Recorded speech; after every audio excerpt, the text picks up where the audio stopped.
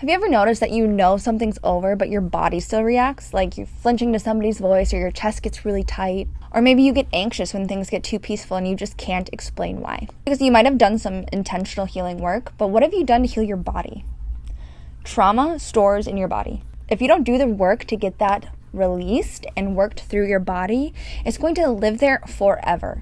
I do mean forever. Even if something happened when you were 4, 5, 6 years old, it's still there. If you didn't go through the proper motions to get it out, if you don't do consistent work on your body, healthy things like yoga or somatic breath work or things like this, that trauma is still there. That's why you have these trauma responses. Everybody thinks that trauma is the event that happened, but the definition of trauma isn't the event. It's the thing that happens within your body when you go through this event. Your nervous system, your cortisol levels, these things don't just stop and go away when the event's over. It lives in your body. It causes reactions that stay forever until you heal them. For example, did you ever notice that when you get really, really, really sad, your heart sinks? Or when you have a panic attack, some people, their chest gets really tight. That's because sadness and anxiety and grief live in your heart chakra. When you feel really stressed or like the world is on your shoulders, quote unquote, that's because those types of things live literally in your shoulders. When you don't feel safe, or let's say you were in an abusive household as a kid, and you learned not to feel safe, that stores in your root chakra. So you might have problems with your lower back or your hips. I recently learned that that's why my pelvis has constantly had problems, not until the last few years, but consistently had problems with being out of balance. And I had a massage therapist tell me this. He didn't tell me the root chakra part. He just said, oh, your pelvis is out of balance. Like, that's why your feet are 2 different lengths. Like, you can fix it, but it keeps happening. And I put 2 and 2 together with, like, my sense of safety from a very young age was fucked up, okay? My dad was very abusive. He was an alcoholic. He was not consistently in my life. He was in and out, going to the bars, going to jail, whatever. And then when I was 5, he killed someone drunk driving and went to prison. Okay. That really messes with a person. And your sense of safety as a child and your sense of like losing love, feeling safe, receiving love and consistent love, right? And my mom was not much better when it came to emotional safety. So my sense of safety was never there, and that makes so much sense why I had root chakra issues. Why I could never receive love from people, but it was stored in my body. So no matter how hard I tried to heal it emotionally and mentally, my body was never okay. I had those issues consistently. And no matter how many times I went to massage therapy and they worked on these issues, they kept coming back. So it takes the 2 together to work these issues out, because it lives in your body. I was so young when those things happened. I'm 28 now. And your root chakra is about feeling disconnected from your body and feeling constantly on guard. And I did, because I never felt safe in my body. Never felt safe in my body, sorry. But I could never fully relax, and I didn't understand it. And even now I struggle with, that's something that I constantly have to work on. Feeling safe in my own skin and not feeling tense. It's not something that just goes away once you understand the answer, but you have to consistently work on it. It takes a long time to make that mind-body connection of you're safe now, you're okay. When you had years and years and years of your body thinking it's in fight or flight, thinking it's not safe, thinking things aren't okay, it doesn't just heal overnight. And then when that chakra doesn't heal, that makes your mental, emotional healing that much harder. Another thing that I struggled with was when I was 23, my brother passed out of nowhere. Completely sudden, out of the blue. Now, this did not help my sense of loved ones being taken from me, or me thinking, love wasn't consistent. Me thinking I wasn't deserving of having a love that stayed. Because I learned at a young age that love came in and out of my life with my parents. So, like I had said, grief lives in your chest. So then I started to have these problems where I was having shortness of breath. consistently all the time, and like anxiety attacks, chest pain. But I didn't think that it was, this was before my healing journey, so I just thought that I was having anxiety from everything. What do? Before you're on your healing journey, you go to the doctor, they prescribe you a medication. That's not going to fix anything. Going on a medication is not going to fix your inner wounds. It's going to mask what's going on. It's going to hide it. It's going to prevent you from doing this inner work until you make that connection and actually do the physical work that you need to do in order to heal these things. Healing work isn't just about being positive and saying affirmations and having a good mindset and manifesting and meditation.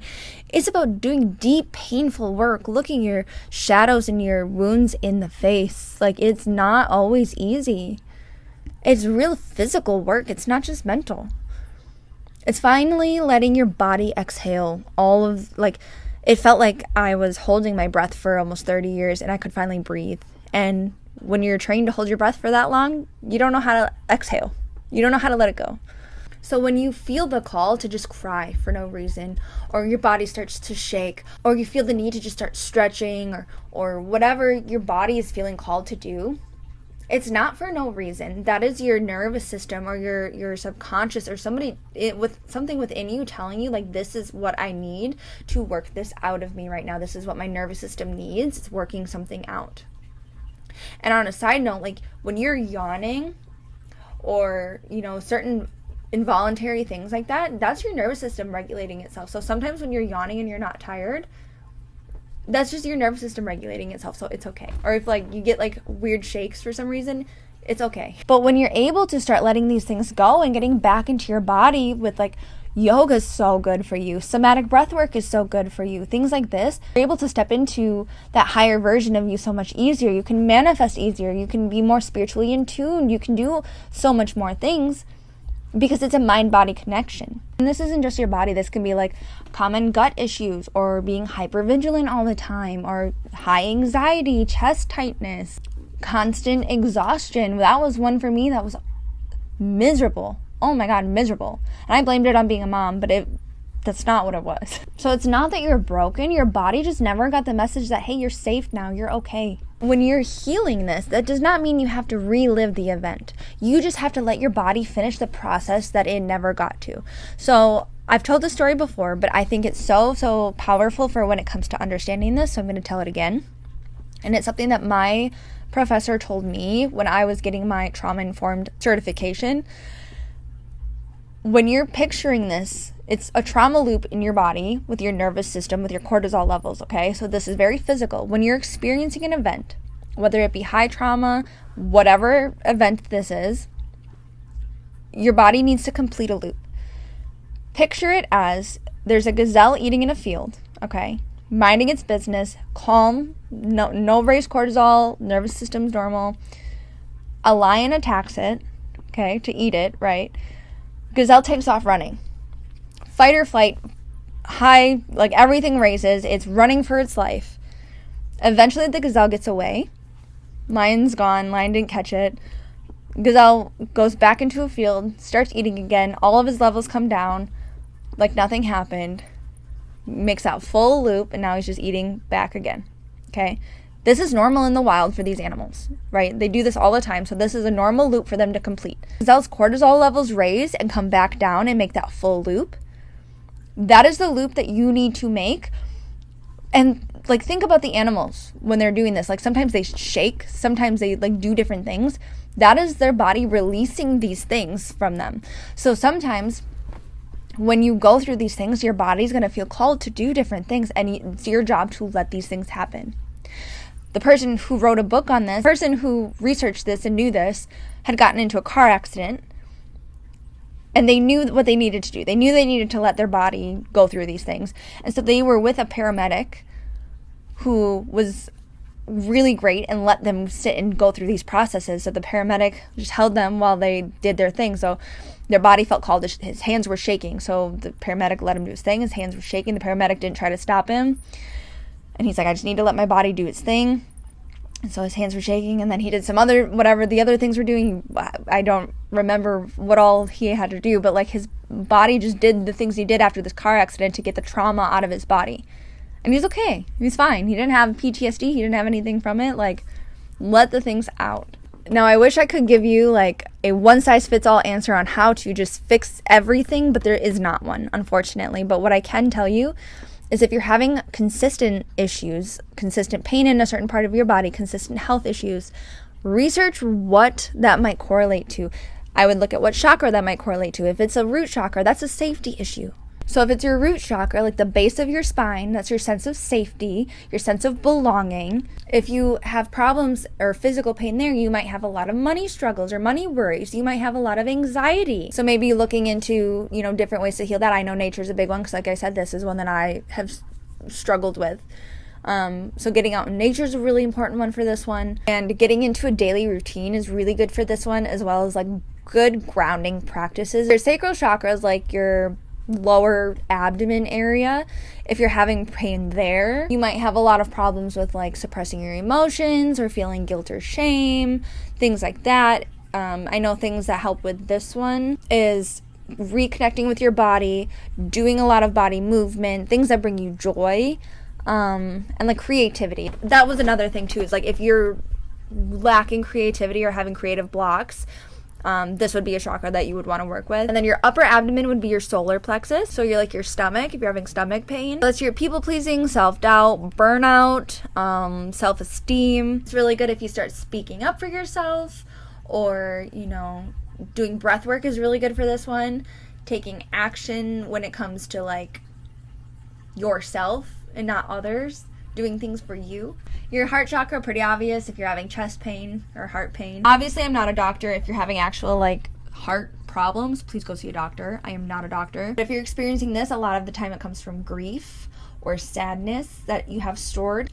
Or a lot of the times it's struggling with connection. So maybe you didn't get great connection from your parents when you were young. Resentment for people, or again, grief, things like this. Work on forgiveness. If you have difficulty trusting others, work on trusting. Gratitude's a big one to work on for this one, and meditating is really helpful. Having compassion for yourself, too, is really important. Your throat chakra, that one, if you're having throat problems, speaking for yourself is huge. Communication, talking. Are you able to verbalize the things that you're thinking? Are you able to speak up for yourself? So things that can help this, honest conversations. Singing's great. Sing in your car or in your house. Journaling is really helpful too. Journal what you're feeling. Any creative expression. And then your third eye. So your third eye, if you're experiencing like brain fog or, struggling with mental clarity, things like this. Your intuition or your insight. If you get confused or you're a really bad overthinker, is a big one.